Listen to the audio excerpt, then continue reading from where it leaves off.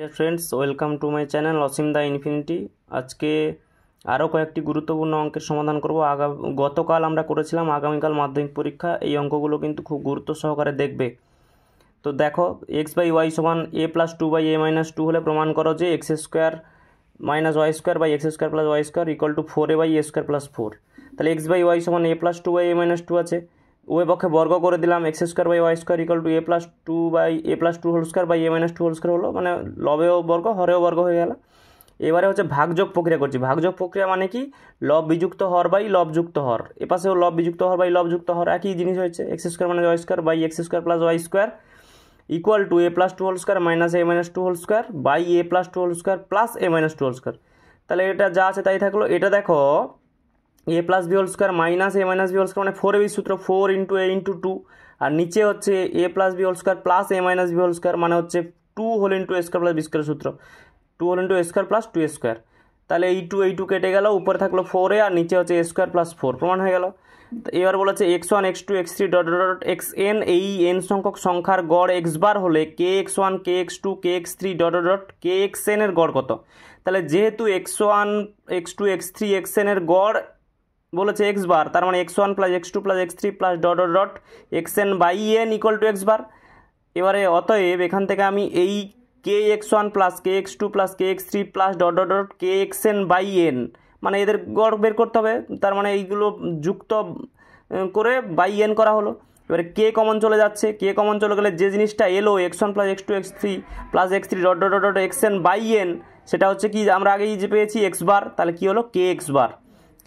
এরপরে দেখো, একটু তাড়াতাড়ি বলছি, তোমরা একটু রিমাইন্ড করে করে শুনে নেবে। তাড়াতাড়ি বলার কারণ হচ্ছে ভিডিও অনেক বড় হয়ে যাবে, নাহলে অনেকগুলো অঙ্ক আছে, মোটামুটি প্রায় 40-45টার অঙ্কের মতো আমি দিয়েছি।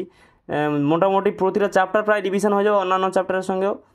একটি পরিসংখ্যা বিভাজনের গড় 8.1 summation f i x I সমান 132 প্লাস 5K এবং summation f I equal to 20 হলে কে এর মান কত। আমরা জানি কি গড় এক্স বার সমান কি summation f i x i by summation f i, বা এক্স বারের মান দেওয়া আছে কত, গড় দেওয়া আছে 8.1 বসে গেছে, আর সামেশান এফ আই এক্স আইয়ের মান দেওয়া আছে 132 plus 5K by summation f i 20 দেওয়া আছে।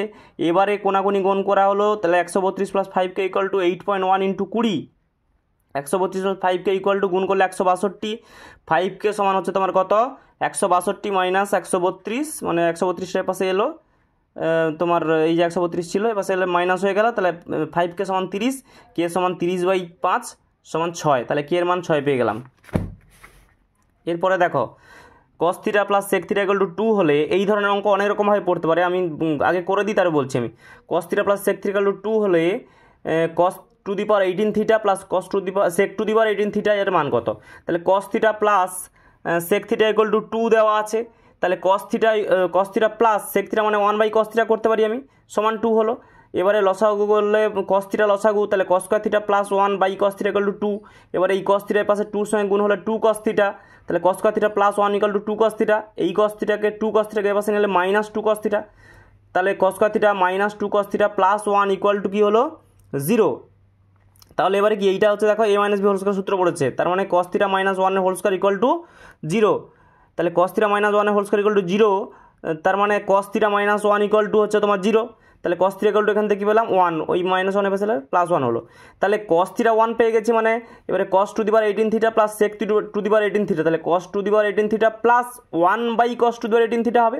আর কস থিটার 1 ভ্যালু মানে 1 to the power 18 plus 1/1 to the power 18, তাহলে 1 টু দি পাওয়ার 18 থাকুক আর টু দি পাওয়ার কয়েক কোটি থাকুক, 1 টু দি পাওয়ার যতই হোক না কেন 1ই হবে।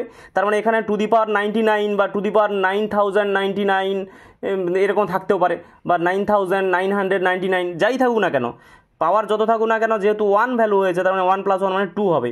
অনুরূপ অঙ্ক বলে লিখে দিয়েছি আমি, tan theta plus cos theta cot theta equal to 2 হলে tan to the power 9 theta plus cot to the power 9 theta, 9 theta না হয়ে এটা 99 থিটাও হতে পারে। Tan to the power 99 theta হলে সে একই ব্যাপার, কারণ তুমি কী করবে একইভাবে ট্যান থিটা প্লাস কট থিটাকে 1/tan থিটা করে নেবে, দিয়ে এইভাবে একইভাবে করলে ট্যান থিটা 1 বেরোবে, কট থিটা তাহলে কট থিটাও 1, তার মানে তোমার 2 হবে। এটাও একই, sine theta plus cosec theta equal to 2, cosec theta মানে 1/sin থিটা, একইভাবে করলে সাইন থিটার ভ্যালু 1 বেরোবে, তাহলে কোসেক থিটাও 1, তার মানে 1 + 1 মানে 2। এবারে সামেশান আই সমান 1 to 5, 5i ভ্যালু বের করতে বলেছে। তাহলে এই 5i জাতীয় প্যাকেট কটা আছে? 1 থেকে 5 পর্যন্ত, যেখানে আইর মান 1 থেকে 5। তাহলে 5 into 1 প্রথম প্যাকেট, যুক্ত কেন দিয়েছি? এই সামেশান মানে যোগ, মানে এই জাতীয় প্যাকেটগুলো 5টা প্যাকেট আছে, এই জাতীয় 5টা প্যাকেটের যোগফল। প্রথম প্যাকেট হচ্ছে 5 into 1, দ্বিতীয় প্যাকেট হচ্ছে আইর বদলে 2 বসলে 5 into 2, মানে 5i মানে 5 into i, তার মানে 5 into 1 একবার, 5 into 2 একবার, 5 into 3 একবার, 5 into 4 একবার, 5 into 5 একবার, এই জাতীয় প্যাকেটগুলোর যোগফল। এবারে 5 কমন চলে গেলে দেখো 1 + 2 + 3 + 4, কেউ চাইলে গুণ করে নিয়ে যোগ করে দিতে পারে, কোনো ব্যাপার না। 5 একে 5, 5 দুনে 10, 5 তিনে 15, 5 চারে 20, 5 25 করে যোগ করে দিতে পারে, কোনো সমস্যা নেই। আমি এখানে কমন নিয়ে যোগ করেছি একটাই কারণে, একটু দেখতে ভালো লাগছে, এছাড়া কিছু না। তুমি সরল করে উত্তর দিতে পারলেই হলো। এবারে দেখো, যদি ay minus bx by c সমান cx minus az by b equal to bz minus cy by a হয়, তবে দেখাও যে x by a সমান y by b সমান z by c। এবারে দেখো যেটা দেওয়া আছে সেইটার প্রথমটার উপর নিচে c, দ্বিতীয়টার উপর নিচে b, তৃতীয়টার উপর নিচে a গুণ করে দিলাম। তাহলে দেখো acy minus bcx by c square, bcx minus abz by b square equal two abz minus acy by a square হলো সমান। এবারে এটা কি করছি? সংযোজন প্রক্রিয়া দ্বারা পাই, মানে সংযোজন প্রক্রিয়া মানে কি? এই লব যোগ হয়ে বসে গেছে দেখো, আর সি স্কোয়ার বি স্কোয়ার এ স্কোয়ার হরে ছিল যোগ হয়ে গেছে, মানে লব যুক্ত লব, মানে সবগুলোর লব যোগ হয়ে লবে বসবে, বাই সবগুলোর হর যোগ হয়ে হরে বসবে। এবারে এটা কেটে যাচ্ছে, A C Y plus minus B C X plus minus A B Z plus minus কেটে গেল, তার মানে 0 বাই সামথিং মানে 0 হবে, তার মানে প্রতিটা অনুপাতের মান কত দাঁড়ালো? 0। তাহলে এই যে অনুপাতটা ছিল ay minus b x by c, এই ভ্যালুটাও 0, এই ভ্যালুটাও এই অনুপাতটাও 0, এই অনুপাতটাও 0, যে কোনো দুটো অনুপাত 0 করে আমি পেয়ে যাবো। দেখো ay minus b x by c equal to 0, তাহলে ay minus b x equal to 0 into c, তার মানে 0, তাহলে ay সমান বিএক্স মাইনাস এ পাশে এলে প্লাস হলো, তাহলে y বাই বি এ পাশে এলে ভাগ হয়ে গেল, আর এক্স এই এ পাশে গেলে বাই হয়ে গেল, তাহলে এক্স বাই এ, তাহলে ওয়াই বাই বি সমান এক্স বাই এ। আর একটা অনুপাত চাইলে তুমি এটা নিতে পারো, আমি এটা নিয়েছি, সেকেন্ডটা নিয়েছি, একই ব্যাপার আসবে, মানে প্রমাণটাই আসবে আলটিমেট। তাহলে c x minus a z by b equal to 0, তাহলে c x minus a z equal to 0 into b মানে 0, তাহলে সি এক্স সমান এজেড, তাহলে এক্স বাই এ, এই এ পাশে গুণ ছিল ভাগ হয়ে গেল, আর জেড এখানে ছিল, সি এ পাশে ছিল, সি এখানে এলে ভাগ হয়ে গেল, তার মানে জেড বাই সি। তাহলে x by A Y by বির সঙ্গে সমান, আবার X by A Z by সির সঙ্গে সমান, তার মানে এক্স বাই এ সমান ওয়াই বাই বি সমান জেড বাই সি প্রমাণ হয়ে গেল।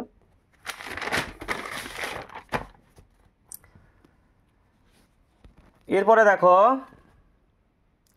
12√2 সেমি ব্যাস বিশিষ্ট 21 মিটার লম্বা একটি লম্ববৃত্তাকার কাঠের গুঁড়ি থেকে সবচেয়ে কম কাঠ নষ্ট করে বর্গাকার প্রস্থচ্ছেদ বিশিষ্ট একটি আয়তঘনাকার কাঠের লগ তৈরি করলে তাতে কত কাঠ লাগবে? ছবিটা দেখো, এই যে চোঙটা, এই চোঙের যে নিচে বৃত্ত, সেই বৃত্তটার ভেতরে একটা বর্গক্ষেত্র হয়ে যাবে, এই উপরটাও তাই, বৃত্তটার ভেতরে একটা বর্গক্ষেত্র হয়ে যাবে।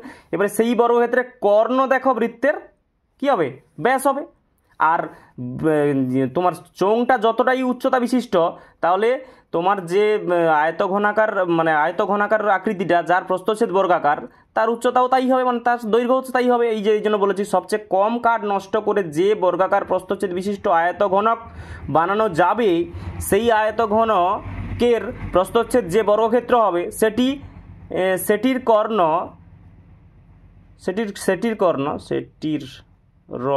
সেটির কর্ণ চোঙের ভূমির ব্যাসের সঙ্গে সমান হবে, ভূমি বা উপরিতল একই, ব্যাস তো একই, সমান হবে, এবং 21 মিটার লম্বা হবে।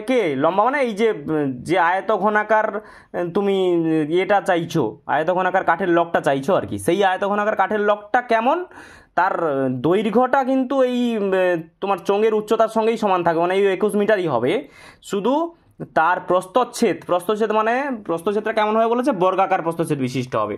তার মানে একটা জিনিস বোঝো, যে একটা আয়তঘনক যার দৈর্ঘ্য প্রস্থ সমান, উচ্চতাটা হচ্ছে 21, এই দৈর্ঘ্য প্রস্থটা আমাকে বের করে নিতে হবে। তাহলে দৈর্ঘ্য প্রস্থের মানে যে প্রস্থচ্ছেদ যে বর্গক্ষেত্র, তার কর্ণ, তার মানে √2 ইন্টু এ, কর্ণের সূত্র √2 ইন্টু এ, যদি বর্গক্ষেত্রের বাহুর দৈর্ঘ্য এ সেমি ধরি, এই লিখে দিয়েছি ব্যাকেটে, সেটা হচ্ছে তোমার ব্যাসের সঙ্গে সমান, তাহলে 12√2, তাহলে √2 কেটে গেলে এ সমান কত হলো? 12। এবার আয়তঘনাকার গুঁড়ির আয়তন কি হবে? এ স্কোয়ার মানে বাহু স্কোয়ার মানে তোমার ওই দৈর্ঘ্য ইন্টু প্রস্থ ইন্টু উচ্চতা, দৈর্ঘ্য প্রস্থ তো একই, তার মানে এ দৈর্ঘ্য ও এ প্রস্থ ও এ, তার জন্য এ স্কোয়ার ইন্টু উচ্চতা হচ্ছে তোমার কত 21, তাহলে সেই 21কে 21 মিটার ছিল, আমি যেহেতু সেমিতে করেছি এই জন্য 2100 করে নিয়েছি ঘন সেমি। তাহলে এবারে এ হচ্ছে 12 ইন্টু 21, এবারে তো এটা তো গুণ একদম পাতি, তোমরা জানো গুণ করবে, গুণ করলে যেটা আসবে সেটা লিখে দিয়েছি আমি, ব্যাস হলো এত ঘন সেমি। কাঠের গুড়ির মানে আয়ত ঘনকাকার, আয়তন নয় এটা আয়ত ঘনাকার গুড়ির আয়তন হচ্ছে এইটা। এবারে আগে যে চোঙটা ছিল মানে যে চোঙ থেকে আয়ত ঘনাকার গুড়িটা পেলাম সেই আগের চোঙের আয়তন কি ছিল, আয়তনের সূত্র কি পাই আর স্কোয়ার, আর মানে ব্যাসার্ধ, ব্যাস দেওয়া আছে 12√2, তার মানে 12√2/2 তার স্কোয়ার হবে। ব্যাসকে 2 দিয়ে ভাগ করলে ব্যাসার্ধ হয়, তাহলে মানে 12√2 ব্যাস ছিল, তাকে 2 দিয়ে ভাগ করলে ব্যাসার্ধ, 12√2/2 হোল স্কোয়ার ইন্টু এইচ উচ্চতা 21 মিটার, তাকে সেন্টিমিটার করতে হবে, তাহলে 2100 সেন্টিমিটার। চাইলে কেউ ডেসিমিটারেও করতে পারো, কোনো ব্যাপার না, বা মিটারেও করতে পারো, যে যেটা চাও করতে পারবে, কোনো সমস্যা নেই। আমি সেন্টিমিটার করেছি মানে সেন্টিমিটার করতে হবে এমন কোনো কথা নেই, শুধু সরলটা ঠিক থাকলেই হবে এবং পদ্ধতি ঠিক থাকলেই হবে। তো এবারে তোমার 22/7 এটা 12√2/2 দুবার লিখেছি আর 2100, এবারে কাটাকুটি তোমরা দেখতে পারবে, 7 3 21 কোথাও কাটা হয়েছে 300, এবারে 2 এভাবে কাটা হয়েছে, কাটাকুটি আর বলছি না আমি, দিয়ে গুণ করলে এটা এলো। এবারে তাহলে আগের চোঙের আয়তন ছিল এইটা তোমার 4,75,200 ঘন সেমি, আর যে সবচেয়ে কম কাঠ নষ্ট করে যে আয়ত ঘনাকার গুড়ি পেলাম যার প্রস্থচ্ছেদ বর্গাকার, সেটার আয়তন কত হয়েছে 3,24,2,400।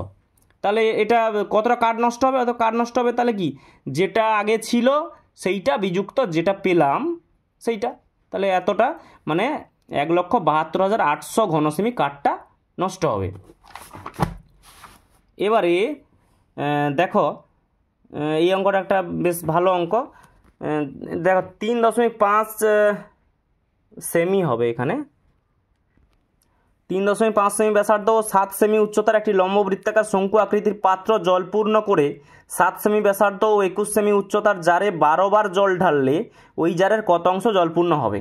তাহলে জারের ব্যাসার্ধ বড়, আর আমি ধরেছি যেহেতু জারের থেকে জারে ঢালা হচ্ছে তার মানে জারটা বড়, এটা বুঝতে পারছো। আর বোতলটা তোমার যে বোতলটা যে পাত্রটা সেই পাত্রটার তোমার ছোট, সেই পাত্রটা জলপূর্ণ করে 12 বার ঢালা হয়েছে, যা দিলে জারের কত অংশ পূর্ণ হবে। তাহলে এবারে জারের ব্যাসার্ধ বড় আর সমান 7 সেমি, উচ্চতা বড় এই সমান 21 সেমি, জারের আয়তনের সূত্র কি, জারটা কেমন, জারটা হচ্ছে লম্ব বৃত্তাকার চোঙ, তাহলে পাই আর স্কোয়ার ইন্টু এইচ, তাহলে পাই আর স্কোয়ার মানে 7 ইন্টু 7 মানে আর স্কোয়ার মানে 7 স্কোয়ার, 7 স্কোয়ার মানে 7 ইন্টু 7, বুঝতেই পারছো, এটা বলার কিছু নেই। তাহলে 7 ইন্টু 7 ইন্টু এইচ মানে 21, এবারে 7 কেটে গেল, তাহলে 22 ইন্টু 7 ইন্টু 21 ঘন সেমি, কার আয়তন, জারের আয়তন। এবারে চোঙাকৃতি পাত্র, যে পাত্র দিয়ে জলটা ঢালা হচ্ছে জারে, সেই একটা পাত্রের ব্যাসার্ধ কত, আর হচ্ছে 3.5 সেমি, আর উচ্চতা এইচ ছোটো এইচ সমান 7 সেমি। একটি পাত্রের আয়তন এবার পাচ্ছি পাই আর স্কোয়ার এইচ। এবারে বুঝতে পারলে কেন বড় এইচ কেন ছোটো এইচ ধরেছি, যদি দুটোই এইচ ধরতাম তাহলে থিওরিটিক্যালি ব্যাপারটা আটকে যেত, কেন এখানেও এইচ এখানেও ছোটো এইচ একই ব্যাপারটা হয়ে যাচ্ছে না। তো এবারে পাই স্মল আর স্কোয়ার এইচ, এবারে আর স্কোয়ার মানে 3.5 এর স্কোয়ার মানে 3.5 দুবার হলো, 3.5 ইন্টু 3.5 ইন্টু এইচ হচ্ছে 7। এবারে এটা শুধু 7 কেটে নিয়েছি আর কিচ্ছু করিনি, 22 ইন্টু 35 ইন্টু 35 বাই এই দশমিক উঠে গেলে নিচে দুটো 10। এবারে 12টি পাত্রের আয়তন কী হবে, এরকম কটা পাত্র ঢালা হয়েছে, একটা পাত্রের আয়তন তো এইটা হলো, হ্যাঁ কি না, 12টা পাত্র মানে গুণিতক 12, তাহলে 12 গুণিতক 22 গুণিতক 35 গুণিতক 35 বাই 10 গুণিতক 10 ঘন সেমি। এবারে দেখো বোঝো ভালো করে ব্যাপারটা, এই যে ধরো একটা বড় এরকম পাত্র আছে, হ্যাঁ একটা বড় পাত্র আছে, এই বড় পাত্রে ঢালা হচ্ছে জল। এবারে একটা ছোট এরকম বোতল দিয়ে ধরো, এরকম ছোট বোতল দিয়ে, এরকম ছোট বোতল দিয়ে, এবারে এই বড় পাত্রের কত অংশ জল ধরবে এর 12 বার ঢাললে। তাহলে একবারে সরাসরি আমি করতে পারতাম, কিভাবে করতাম দেখো, মূল বড় পাত্রটার আয়তন নিচে থাকবে হরে, আর ছোট পাত্র 12 বার ঢাললে যতটা আয়তন হয়েছে সেটা যদি উপরে বসিয়ে দিই, মানে 12টা ছোট পাত্রের আয়তন মানে এই যে ইন্টু 12, দেখো ছোট পাত্রের আয়তন ইন্টু 12 বাই বড় পাত্রের মোট আয়তন, সেইটা হলেই কত অংশ ধরছে হয়ে যাবে। কিন্তু আমি সেটাকে খুলে তোমাদের সুবিধার জন্য লিখেছি। দেখো এই যে বড় পাত্রের মানে 22 × 7 × 21 ঘনসেমি আয়তন মানে কি, জারের 1 অংশ, হ্যাঁ কি না, সম্পূর্ণ অংশ। পুরো আয়তনটা মানে তো সম্পূর্ণ অংশ, 1 অংশ। তাহলে 1 ঘনসেমি আয়তন মানে 1 বাই এইটা।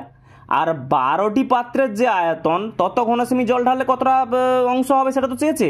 তার মানে এত ঘনসেমি আয়তন সমান, তাহলে এইটা গুণ হয়ে যাবে, এইটা গুণ হয়ে যাবে মানে এইগুলো 12, 22, 35 দুটো সেটা উপরে থাকবে আর দুটো 10 নিচে থাকবে। এবারে কাটাকুটি করলে দেখা যাচ্ছে সবই কেটে যাচ্ছে, তার মানে 1।